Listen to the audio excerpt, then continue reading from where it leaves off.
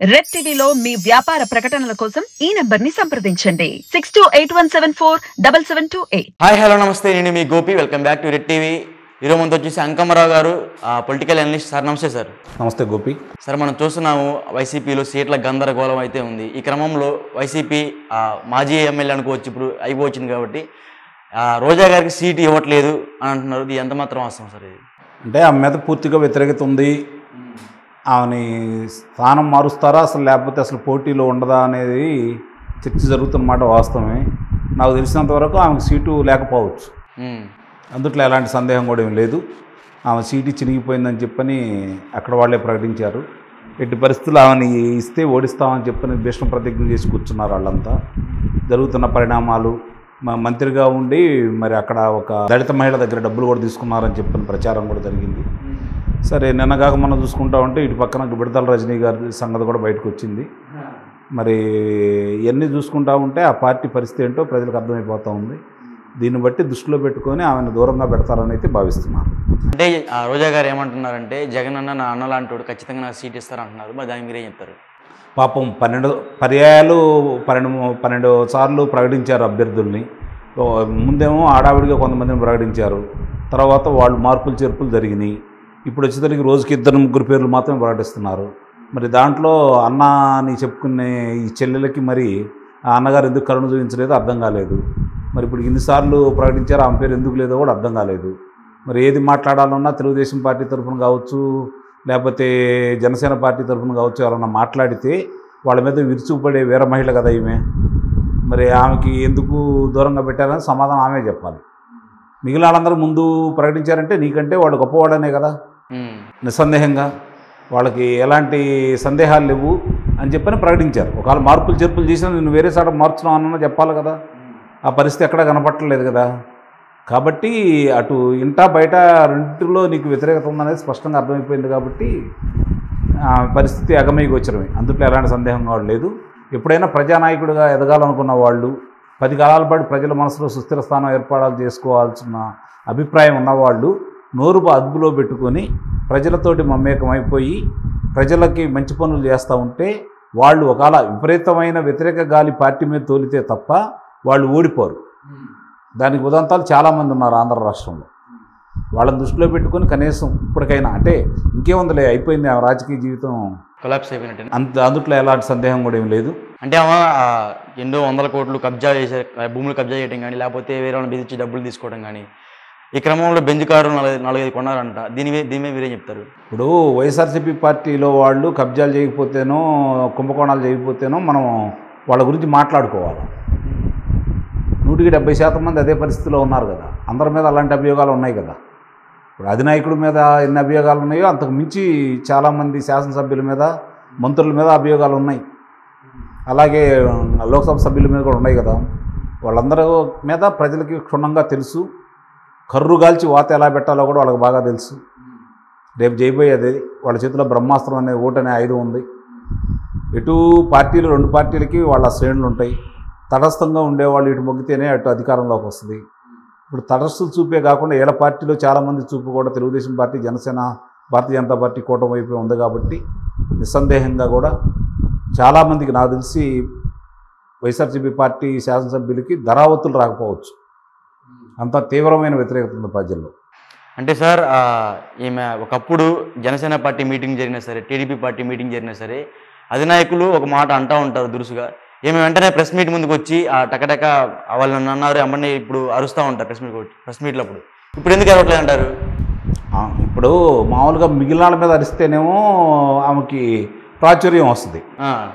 ఇప్పుడు ఆమె కనుక జగన్మోహన్ రెడ్డి గారిని అన్నదనుకోండి, జగన్మోహన్ రెడ్డి గారి సంగతి ఆమెకు తెలుసు కదా, మనకంటే ఎక్కువ కూడా ఆమెకు తెలుసుగా. అందుకని నోరు అదుపులో పెట్టుకుంటుంది ఆ విషయంలో. అంటే ఇంక మీడియా మీద ఒకప్పుడు సార్ వాళ్ళ బాడీ గార్డ్ చేత ఆమె చెప్పులు మోపెట్టడం ఇలా జరిగింది. దాని మీద మీరేమంటారు? సహజమే. ఇప్పుడు వాళ్ళు ఏదైనా మా వల్ల ఏదైనా సాధ్యపడుతుంది, మేము చెప్పింది జనం వింటారనే వాళ్ళ ఆలోచనలో ఉన్నప్పుడు వాళ్ళు ఏవైనా చేస్తారు. అధికారం చేతిలో ఉన్నప్పుడు వాళ్ళ యొక్క విశ్వరూపాలు బయటకు వస్తూ ఉంటాయి. అధికారం పోతే కదా వ్యక్తిత్వం ఏంటి, వాళ్ళ విలువ ఏంటి జనానికి తెలిసింది. ఇప్పుడు సపోజ్ సీట్ రాకపోతే రోజా గారి పరిస్థితి ఏంటి వైసీపీ పార్టీలో? మహానటి కదా, నటిస్తూ ఉంటుంది, ఇబ్బంది ఏం లేదు. ఏ రకంగా? కన్నీళ్ళు పెట్టుకోవచ్చు. పార్టీ కోసం నన్ను పార్టీ ప్రచారాన్ని ఉపయోగించుకుంటున్నారు, అధికారంలోకి వచ్చిన తర్వాత ఇంకా ఉన్నత పదవి వస్తుందని చెప్పొచ్చు. ఏదేదో నామినేటెడ్ పోస్ట్ వచ్చిందని చెప్పడం నిస్సందేహంగా. ఎందుకంటే ఆమెకి తెలుసు, అధినాయకుడికి తెలుసు కదా మళ్ళీ అధికారంలో రావట్లేదని. దాన్ని కప్పించుకోవడానికి ఏదో మాట్లాడుతూ ఉంటాం. అంటే అధికారం రాదు వైసీపీ పార్టీ ఆంధ్రాలో. నేను మర్చిపోండి మీరు దాని గురించి. గౌరవప్రదమైన స్థానాలు కూడా రావు, అధికారమే కాదు గౌరవప్రదమైన స్థానాలు కూడా రావు. ప్రతిపక్ష హోదా రాదని నేను భావిస్తున్నాను. అంటే ఇప్పుడు టీడీపీకి వచ్చినట్ట? టీడీపీకి ప్రతిపక్ష హోదా వచ్చింది. నిన్నగా చెబుతున్నారు కదా, ఒక శాసనసభ్యుడిని తీసుకునే క్రమంలో మనం 6 కనుక తీసుకుంటే వాళ్ళకి ప్రతిపక్ష హోదా రాదు, చంద్రబాబు నాయుడు గారి ప్రతిపక్ష హోదా లేకుండా చేద్దాం కాబట్టి వాళ్ళని తీసుకుంటున్నాము, మీకు న్యాయం చేస్తామని చెప్పని అక్కడ పోటీ చేసిన అభ్యర్థులను పిలిచి మాట్లాడుకుంటే వాళ్ళే బయటపెట్టారు కదా. కాబట్టి అయినా సరే ప్రతిపక్ష హోదాని తీసేయలేకపోయారు చంద్రబాబు నాయుడు గారి నుంచి.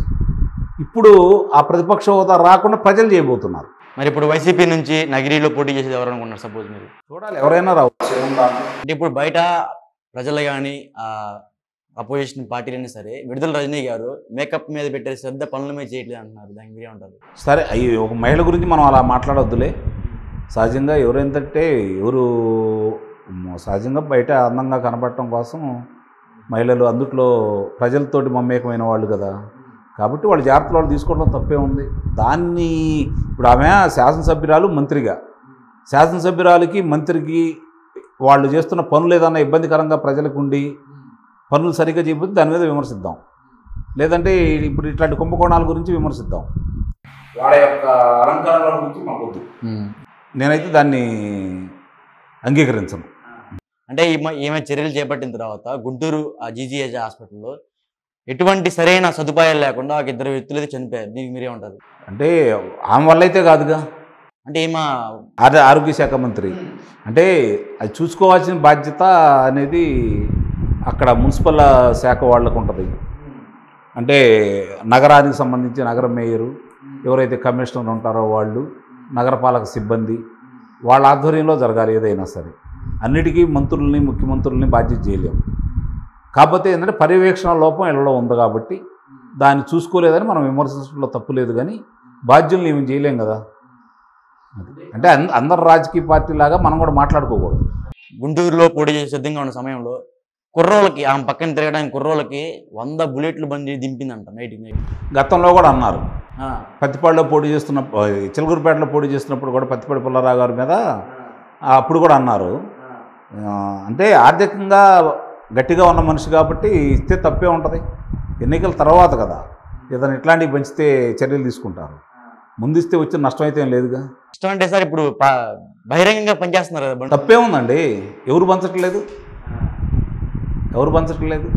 కాకపోతే ఎందుకంటున్నానంటే ఈ మాట, కేంద్రానికి సంబంధించి దీని మీద ఎలక్షన్ కమిషను దృష్టి పెట్టాల, ఆదాయ పన్ను శాఖ వాళ్ళు కూడా దృష్టి పెట్టాల. నిస్సందేహంగా మీరు అన్నది మంచి మాటే, దాని చర్యలు కూడా తీసుకోవాలి. ఎందుకంటే డబ్బుల్ని విచ్చలవిడిగా పంచుతున్నారు, కానుకలు కూడా ఇస్తున్నారు కాబట్టి దాని మీద చర్య తీసుకోవాలి. అసలు ఈ డబ్బులు ఎక్కడి నుంచి వచ్చినాయి అనే దాని మీద ఈడీ వాళ్ళు తీసుకోవాలి. కానీ అలాంటి చర్యలు తీసుకోవట్లేదు కదా.